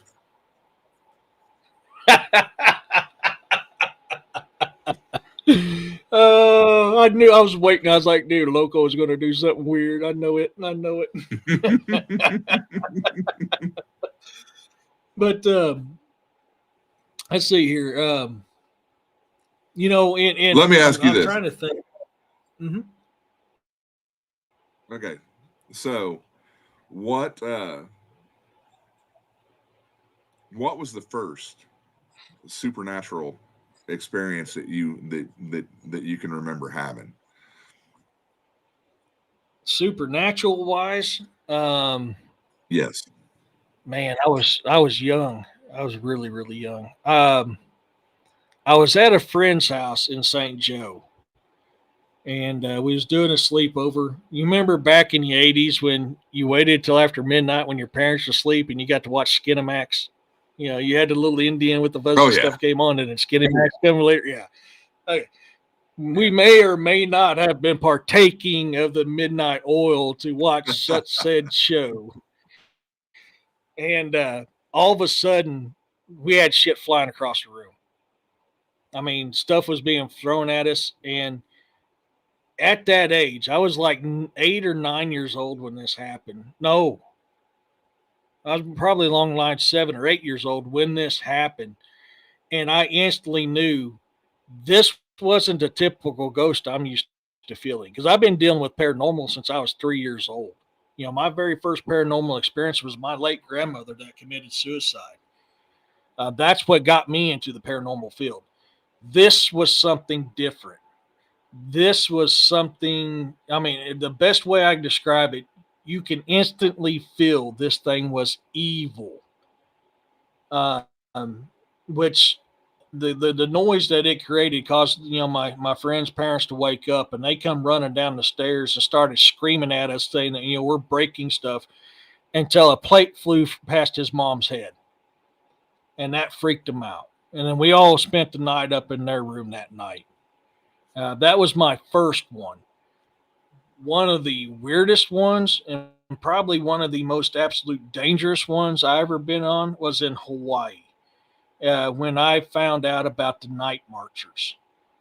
I was one of the lucky Hallies that was good with the locals, and I got to go places and do things that Hallies don't get to do. It's mainly just locals that do it. And I remember sitting there on Marine Corps Base, Kaneohe Bay, Hawaii, because that's where I was stationed at in Hawaii. And I remember looking up with one of my teammates that was he's Hawaiian. He's from Hawaii, and I see this row of fire coming down the mountain next to the H3. And I was thinking in my head, I was like, "Hey, man, that's a luau." I was like, "Dude, let's go to this luau." I said, "Why didn't I know about this one, man? We're always going. Let's go to this luau." He goes, "Nah, bruh, that not be no luau, bruh. That be night marchers. You don't want to mess with night marchers, bruh." I was like, "Well, what the fuck's the night marchers?" I didn't know.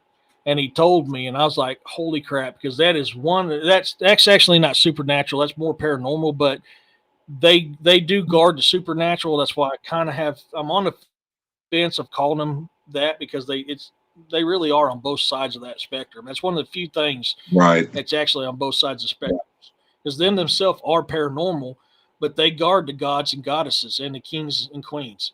So they are kind of tracking on both sides, but they will. That is one of the very few paranormal things that can unalive you. I mean, they straight up Oh yeah. can unalive you. Mhm. So that was probably one of the most weirdest ones I ever had, was that one there. But at the same time, it was like cool because I learned something new. But yeah, I took his advice. I never did go up. I did not try to meet that luau because it wasn't a luau. Right. Um, Yeah. Smart.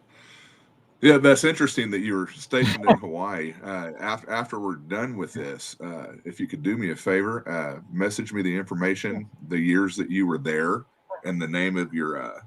the name of the base that you were at that you were saying, because literally, Can't uh, you wait that? Mhm. yeah, one of the members, my cousin of One Foot in the Gravy, Mhm. uh, he was actually he's a Marine, and he was stationed in Hawaii, and I'm pretty sure was stationed No in the shit. same place. And I was a second I'm trying battalion, to think of third the Marines Golf Company weapons platoon from 2000 to 2003.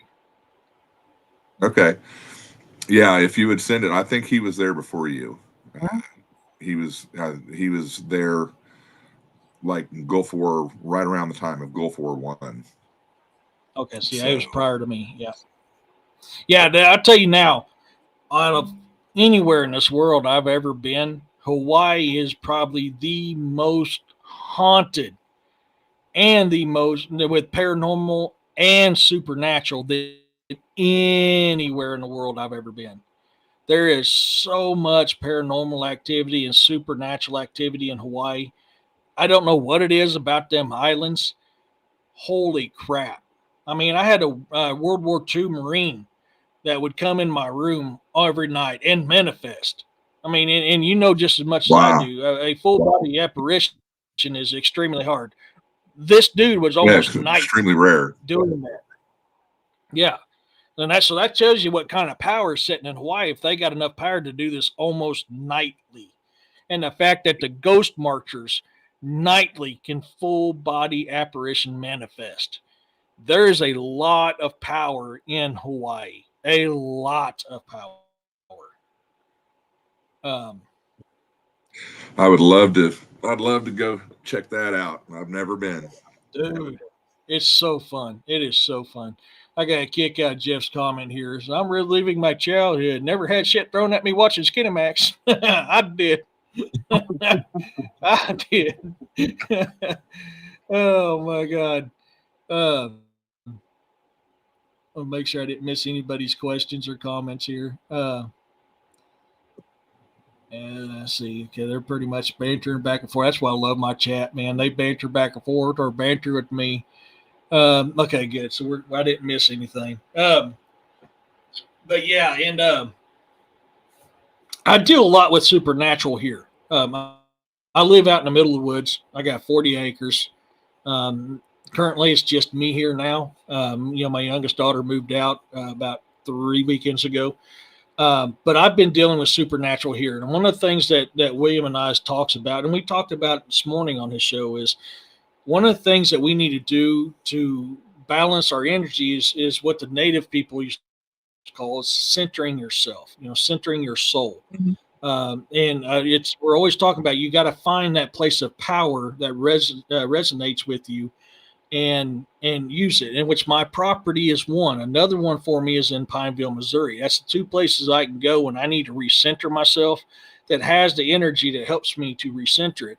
And being I'm so connected with my land, and in fact, with all the Bigfoot activity out here, all the other activity I have out here besides paranormal, I have a lot of supernatural, cryptid, and paranormal stuff that happened out here.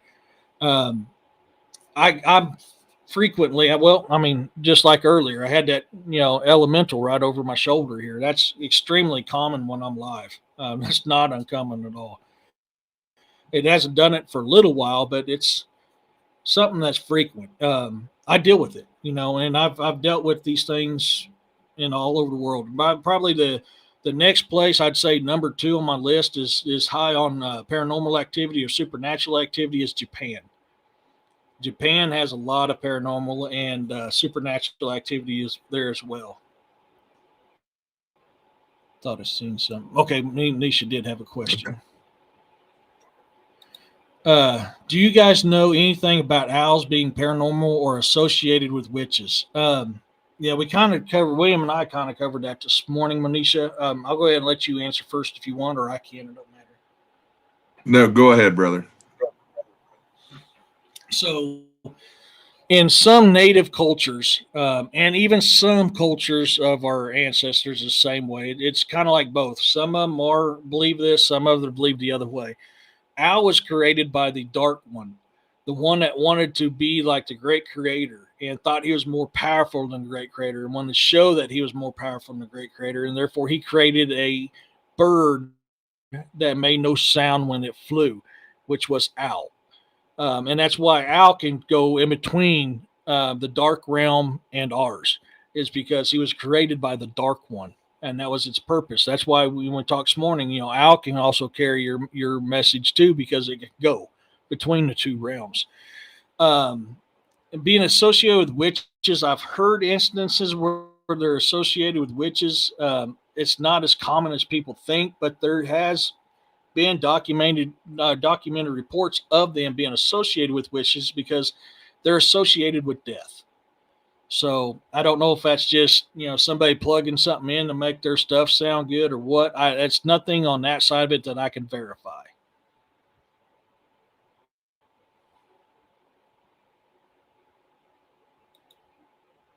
And I'd have to put in myself that not only the Native American with what you were saying with the Native American, but also Celtic. Some of the Druids. They use symbolisms of the owls, and it was because the owls could breach the living and the dead, that veil, and owls could see both sides of that veil, both sides of the realms.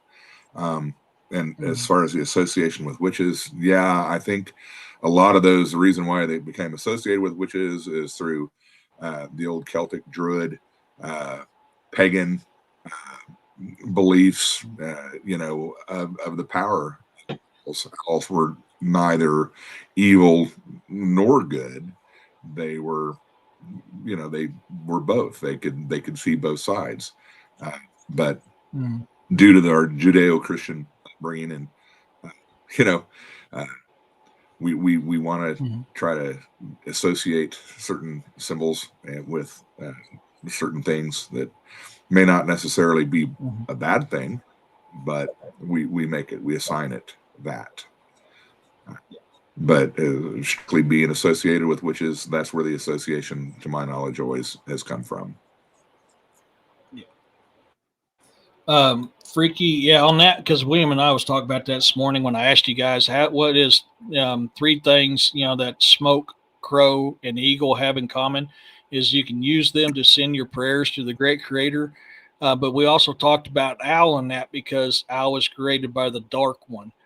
So you are correct. Crow is one of them. Crow is a Right. messenger from the great creator, and he's also a messenger for Odin in Norse mythology. So Yeah, I was getting crow ready is to say, crow if around. he wants to talk about crows, it's like that's Odin, baby. Yep. And that's I That's carry Odin. Gungnir with me often. Because I hail from Ragnar Lothbrok through Ivar the Boneless. So Gungnir, I do carry Mjolnir with me as well, but the one I usually have around my neck is Gungnir because part of the old sagas with Ragnar Lothbrok is he was sired by Odin. His father, yes, was a king and his mother was the queen. Some of the sagas will tell you that Ragnar was sired by Odin. So that's one of the reasons why I carry Gungnir with me because it's family tie. But yes, you weren't wrong on that, Freaky. So I wanted to clarify that for you. And Oh Manisha yeah, said thanks for answering her question. So Bounty says Japan has little tsunami dragons play in the waters a lot. They are cute, playful little ones. Yeah, I've heard that often. Yeah, I have. I have. You're welcome, Freaky. I was kind of figured that was probably what's going on. That's why I wanted to clarify with it. I know how you are, bro. I got you. I got you, bro. Thanks. Manisha says, thanks, guys. I was trying to make sense of the experience I had that literally scared me in the moment. And it can. People who's not used to dealing with the dead or the supernatural or even the cryptids, when they have an experience that, they may kind of believe or they may not believe at all, or they just choose not to believe. When it hits them in the face, it's like that comment I said, I think it was the other night on Jessica's show is, you're always going to have a non-believer until it's right there in your face. When something hits you in the face like that, you become a believer quick, and it can be quite scary for you. Even seasoned investigators will have something that will get their goat from time to time. It's happened to me. I mean, I was talking about this the other day. Like, I've been touched so many times that a lot of times I'll just like, hey, yeah, and kind of like I did on the last videos. Yeah, I got it touching me because I could feel. I think it was a little boy, but it was touching me on my arm right here, and it's you get used to it. But there's times that they even do things that catch you off guard, even as a seasoned investigator. That stuff happens. absolutely, absolutely. Okay, looks like. Oh no, Bounty, that sucks. Oh gosh. Lightning popped the transformer by the corner of my house, bleeding, and my dad got zapped. Oh crap. Had a heart attack, ambulance came. That was just one event. Oh my gosh. That's horrible. That's horrible. I hate hearing stuff like that. Um, Yeah, I I don't know you, man, but prayers. yeah. Monisha says, I've seen and felt the unseen my whole life. Yeah, I mean, I have too. I have too. Like I was kind of talking, I think it was this morning on William's show. Generally, paranormal will be physical, but they're usually not strong enough to do a lot of things physically. And so, one of the things I've been trying to figure out is the one time that I had something is the most physical paranormal experience I ever had in my life was when my late grandmother picked me up and held me and said, Eric, I love you. I'm always going to be here for you and protects you. That is the only time in my life that I've ever had a paranormal entity have that much physical power. So, my theory is because her love for me, she was able to manifest that enough energy to do that. I don't know. I've never, ever, ever had that type of paranormal experience in my life besides the night marcher deal, but that don't count because I wasn't touched by him. That's the Right. only time I know of where paranormal could be that physical. I can't explain why. I have no idea why. I have theories, but I have no way of proving that theory. It's just a theory. Right. Yep. I've never had anything near that strong. I've been touched. I've been pushed. I have gotten scratched, uh, poked, Oh yeah. what felt like a pinch, but just those are just touches.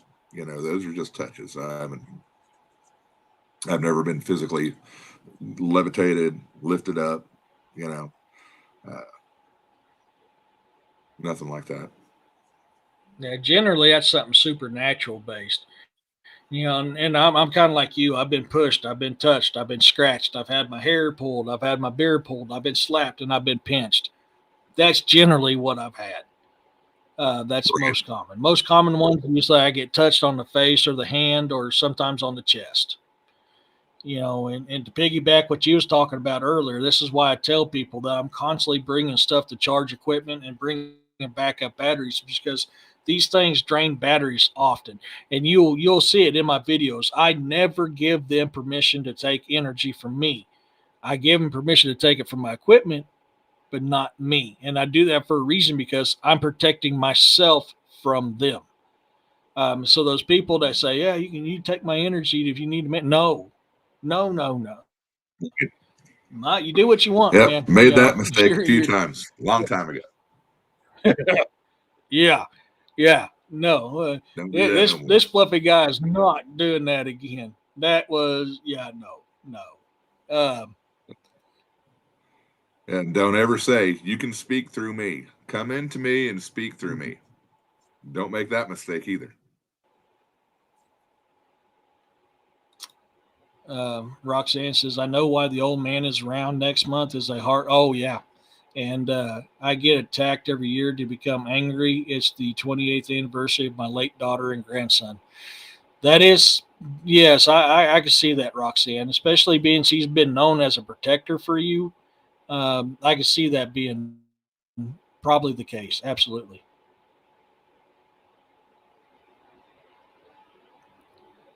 Uh, oh, thank God. Bounty says, "Oh, my dad's fine. He had many zaps, several heart attacks. I told him when I was there, he will die a lonely old man. He lived to be 71. Not meant rude. Hopefully he learned." Oh yeah, I get what you're saying now. Yeah, sorry, I had to just cipher what she said. No big deal. It's good. Yeah, yeah, and that could be the case, Bounty. That always could be the case. It happened when she was 4. She said it happened when she was 4. So yeah, um, I know the history between you and your dad. That's why I kind of paused on certain parts of that, Bounty, because I wasn't sure. I know you had it in chat, but I didn't have permission to say it on the air. That's why I kind of paused on them certain spots. But yeah, I remember. I know what you're talking about. Yeah. Okay. Yep. I'm caught up on those. Okay. Good. Holy crap. We're almost at the 2 hour mark. We got about 6.5 minutes left. So I'll tell you what. Let's go ahead and we'll go ahead and start winding down. Do you got any last minute thoughts for anybody in the chat? Some last minute advice you'd like to pass on to them? Me? Mm-hmm. Are you referring to me for your people? Yeah. Yeah. Oh, yeah. Uh, if you're watching this, you already have an open mind, but just keep an open mind. Don't get too overwhelmed by emotion when you do have experiences, but open yourself up to those experiences, and don't be afraid to listen. Listen to your surrounding, listen to your environment, listen to your gut. Okay. Uh, and just don't be scared. And if you can help, open yourself up to being that person that helps. Mhm. Yeah, and I agree. I mean, that was what we end up doing there at Indian Point. And Right. you know, if you guys haven't watched that video, I highly recommend it. And it is Tony and me doing this live. I mean, this was, we weren't planning on it. We were just shooting the shit and kind of showing stuff off, and it led into um, what happened and what we did, especially for that little girl that night. I think it ended up being 12. If memory serves me Yeah. correctly, it ended up being 12 altogether Yeah. that we helped that night. Is why we do this stuff. I mean, yes, finding the evidence, sharing the evidence, that's all well and good, and that's cool. I mean, it's an adrenaline rush. It's an amazing feeling, but nothing compares to helping them. You know, we end up getting a story of what happened to this young little girl, freeing her from someone that was not very pleasant, and helping her out in the end. So if you guys haven't seen that, it's called the Indian Point Paranormal Experience. It's the video I got up. It should be in my playlist as well. What happened to me that night too, which I got a lot of activity that night. I cut it down quite a bit. It's amazing what happens. And that's why I try to tell people, man, these things are around you awake or asleep, and you'll see it in that video. You'll see exactly what I'm talking about in that video.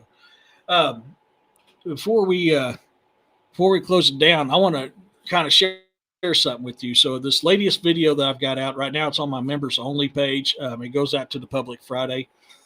I tried a new technique when I was doing the reveal with my client. Something that just popped in my head. I can't explain why I did it. And that's one thing as investigators we like to do. We're constantly involving our craft. We're constantly trying to find new ways to help communicate with them, to help a lot of that stuff out. I took my REM pod and my EMF detector and I set it there while we were doing the reveal. And I'll tell you the reason why is because one of the major entities that was messing with us, or not messing with us, communicating with us that night, was a little boy. He was communicating us from the very beginning, and he loved my EMF detector. Spoiler alert for that video when it comes out. There's a point in that video which something else that is very common in parents. They love to shut equipment off. I lost about an hour of footage because I forgot to check it. Of my recording of us doing the EVP session, because I turned the camera on, sat down, and started doing the EVP session. I forgot to check to make sure it was still going. They shut equipment off, folks. You've seen it in my video, my intro. I've got that GoPro on my chest. It's there, and they still shut that off frequently. So don't make a rookie mistake like I did and not check your equipment. I got caught up in the EVP session and I forgot. That was a rookie mistake on me. But during this investigation, you'll hear them say they are coming. And it's like a second after they did that, my EMF detector pegged out. It just, all the way up, Wow. pegged out. So when I did the reveal, and I'm not going to spoil it to anybody, I'm just going to tell you, I had my REM pod there, and I had my EMF detector there when I did the reveal, and you guys are going to have to watch to see what happens during that reveal and why I'm probably going to start doing that more often. Roxanne, I was being good. Roxanne says, yes, Tony, thank you for putting up with the misbehaving bot, Eric, a.k.a. Uncle Fluffy Gummy Teddy Bear. Well, thank you, Roxanne. I appreciate that. And it's been fun. It is. Glad I finally enjoyed got it. on here. Heck yeah. Freaky says another Thank you, fantastic Freaky. guest there. I appreciate you, brother. Carl says, thanks you for putting up with Eric. You're getting a lot of good comments on Right? there. Everybody's happy to have you in here. That's awesome. So with that They being must said, know you a lot better because I'm uh, so they must know you a lot better than I do because man, they're like, putting up with you. It's like, man, you seem okay to me. You're normal, brother.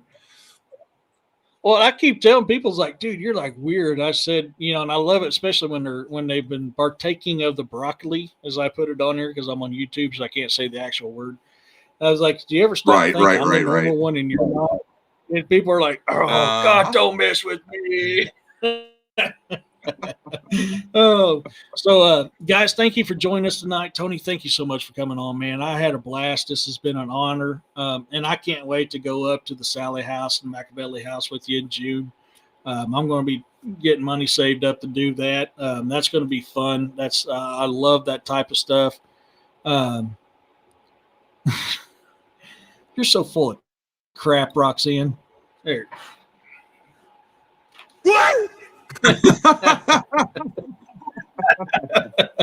Right on, Roxanne. Well, I'm going to find out. I'm going to find out. And Eric and all of your listeners, thank you for putting up with me. I appreciate it. You made my very first podcast experience wonderful, and I'll definitely do it again. Thank you, brother, and thank you all for putting up with me. You're a good brother, and I love you to death. And you've always got an open invitation to come on. If there's something you want to share and you come on, let me know, and I'll set it up. William, I'll get with him so we can get you on with William too. I love that man to death. He's a solid dude. So, once again, thank you. To all my new subscribers, straight down to my OGs, thank you guys so much. I appreciate every single one of you guys. You guys come in here every week and listen to this old hillbilly talk about things. And I'm truly blessed and humbled and thankful for every single one of you guys. If you wouldn't mind, please give a shout out to Roxanne and William and Corey, my moderators. They really helped this show to flow. So I'm truly blessed for them three. Thank you guys so much. And once again, to my INR readers, keep an eye out. Here in a little bit, I will be posting the updated all the way up to chapter 13. So you'll have 8 chapters to go over this weekend that I've completed the last few days on Patreon. As always, everybody, peace, love, and blessings. And I'll see you guys next time. Bye. Thank you. Bye.